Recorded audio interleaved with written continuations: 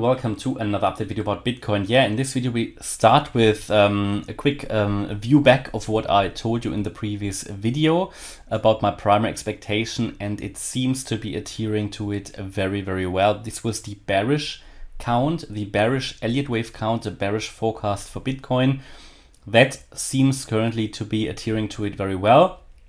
So we take a look at that, and then we can take a look at the updated TA. Is in a wave 4. The range that we expect between the 23.6% fib level and the 50%.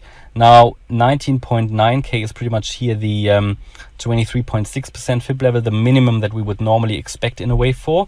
Now that has been reached.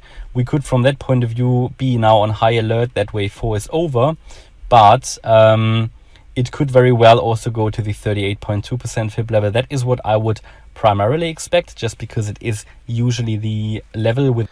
Okay, so in this video before the CPI data release, I told you that the minimum requirement for this wave 4 that I showed you had already been reached. Could climb a bit higher. Ideal level for a wave 4 would here have been the $20,300 level, but only if we can break obviously the 19,900. And after that I expected a reversal. And now let's take a look what I gave you then as primary expectation. If we follow this current primary expectation, we would reverse now, in those levels that I gave you in a wave 5 to the downside. Now again, the trigger for that could be the CPI data. So it will be very interesting to see how high we climb before the CPI data release. And then do we really reverse here as it's indicated on the chart, move down in a wave 5, possibly reach support here around 18.9k, which will be support, or 18.5k, that will be the next level of support after 18.9. Then there would be another relief rally in a larger wave 4, and then we would come down in a 5 and possibly here go to. Okay, and let's take a look at where we actually landed. Take a look here at the bearish scenario. So what you can see is that indeed in this wave 4 we moved up, and we could not really move beyond the $19,900 level, so we remained here with the minimum. We tried it. We tried to get to the $20,300 level, the 38.2% fib level. Failed though. And then, as indicated, we dropped to the $18,900 level and now reverse back to the upside. And that is exactly how it was indicated on the I need to put that 5 here now, and the 3 here, as it was indicated here in the video. A move down in a wave 5, completing that way of, first of all, the 4 up, which was done, then a move down in a wave 5 to complete the higher level wave 3, and afterwards another move up. And as you can see, this is what happened. We moved down, and after that we moved up. So that could indicate now we are here in this wave 4 in yellow, and we need to see if this wave 4 in yellow is now complete. So again, this is the bearish wave count at the moment, and this is the scenario that I primarily go with for Bitcoin. Nevertheless, acknowledging now pretty much for the first time in the last 7 to 8 months since I started to talk about those target levels below 28.6k for Bitcoin, that I'm considering a bullish scenario. This was never the case before, not since the end of November. And this, I think, means a lot, that we start to consider bullish options. They are still possible. The bullish option hasn't been invalidated, but as I told you in the previous videos, it is getting very, very unlikely. And throughout, the bearish one has remained here the primary expectation, not without reason, because we have not broken key resistance levels. So this is currently what Bitcoin is doing in the bearish wave count. Would expect here that this wave 3 is now done, as it was indicated in the previous video. We're now moving up in a wave 4. That's a 3-wave move. We need to understand, when is this wave finished? When can we see this wave as finished? And again, the minimum requirement for that was the 23.6% Fibonacci retracement level at 19.6k. That was broken, and we reached the ideal retracement level for the wave 4 at the 38.2% level at 20,060. So, and this is now getting interesting. From here, theoretically, it would be a very short wave 4. You know that normally a wave 4 is draining. So one option would be that the wave 4 is now finished and we are turning to the downside already in a wave 5, yeah, which would be landing somewhere down here. This is absolutely possible at any point now. So in the bearish scenario, yeah, we should not move above 20,432. I would still give it the chance to move to that level here above 20 or at 20,430. This would be the 50% Fibonacci retracement level.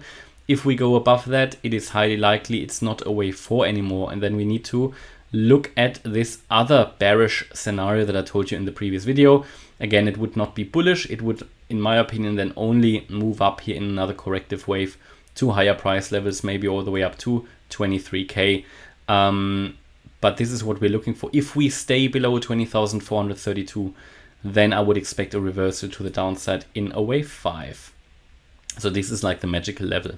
Yeah, so we need to be on high alert now. This could now happen at any point in time. And so far, yeah, this is working out very, very well. From here, the next target for me personally, so next support is anyway 18,570. Then here the 17,600 level. And then here, this $16,900 level, which is the 78.6% Fibonacci retracement level. And below that, we've got the 10,600. That's the 88.7% Fib level. Now that would be a significant drop. I don't necessarily think that we are going to go there. Okay. If we zoom out, then we can try to calculate here a target for, because I was asked what are other support levels in the yellow box should we drop below the previous swing low at 17,500. And for that we take the measurement of the wave W here, corrective wave. We go to the high of the wave X, and that gives us the 1-to-1 ratio is the $12,000 level.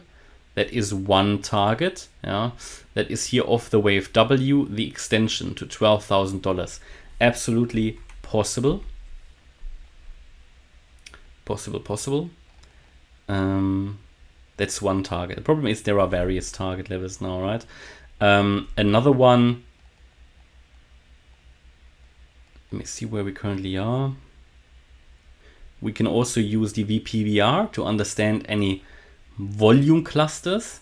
Now these major volume clusters really only start at 10K, and the next one then is pretty much at around 18,000, yeah, which is why we're currently not dropping much lower.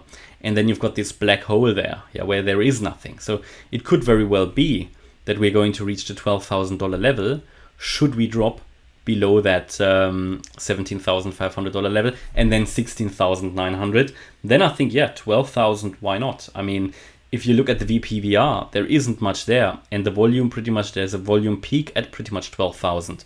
So that's probably what I would go with at the moment until, or unless I see any other interesting levels to go with, but below 16,900, I would go with 12,000, and then in the very worst case, 10,600. So far this is all working out nicely.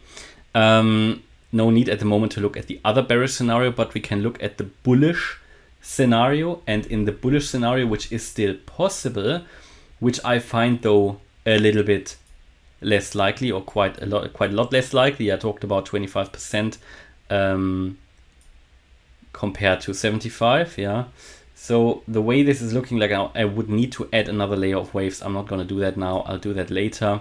Where we came down here, obviously in this 5-wave move, I would consider this wave 2 now as complete. At least we need to be on high alert that wave 2 is complete. And to be honest, it can't drop much lower. It could drop still to 18,600, but if it goes below that, it would invalidate this bullish option that we have on the chart here, where we have a 1 and a 2 and another 1 and a 2. So basically 2, 1, 2 setups. And from here, it could then reverse to the upside. But for me personally, because of this strong move down, And because of generally the chart structure, I explained that in the previous videos quite in detail. Any move up now, I would rather go with the bearish scenario. We can track the bullish one, but because of the other possibility on the bearish chart that we are going to make an extended correction, basically a so-called W, X, Y, X, Z correction, if we move higher than the wave 4 would allow it, yeah, then we didn't get to 23K probably in that Z wave. Because of that, I would find that still more likely. And only if we really go above this magical level that I mentioned now have been mentioning for the last 3 weeks, really, we need to get above this 23.3K level. Yeah, if we don't, then I wouldn't really consider making the bullish one the primary expectation. That's as simple as that. So for now, we need to look that we are not dropping below 18,900 again. Because if we do that, then we get to the next support level at 18,600. But if we do that, then for me, it is so unlikely that this actually still is a wave 2, because coming back to the start level is really not great. It just is a strong sign of weakness. Now, in a bullish scenario here, we would now need to move higher impulsively in 5 waves, and it would be a wave 3. And if it is a wave 3, it should really start. Yeah, it should really start. And if it doesn't, again, it would be another point pointing towards the bearish possibility. Now, again, at the moment, it's best to allow for both options. And as I said in the beginning of the video, it's really the first time in 8 months that I consider that. But we need at the moment to allow for both possibilities, even though the bearish one, especially here with the sell-off in the last few days, has become much more likely. And until we break above 23.3, we have to go primarily with the bearish one. Yeah, and this is what we're waiting for. So last time after the CPI data was released, it took a few days until we saw a really bearish move. Let's see if this is going to play out this time as well, maybe on the weekend. It will definitely be a few interesting days. Okay, so hopefully you liked the update about Bitcoin. If you did, please hit the like button, leave a comment and subscribe. And if you really like the content, then yeah, check out the channel membership. Here you can get access to the chat rooms, Telegram chat, Discord chat and Discord server, and my own buy and sell orders. And as a gold member, you get access to additional stocks and shares updates, a signals channel, and a weekly live stream anyway for everybody. Okay, thanks a lot for watching. Bye-bye.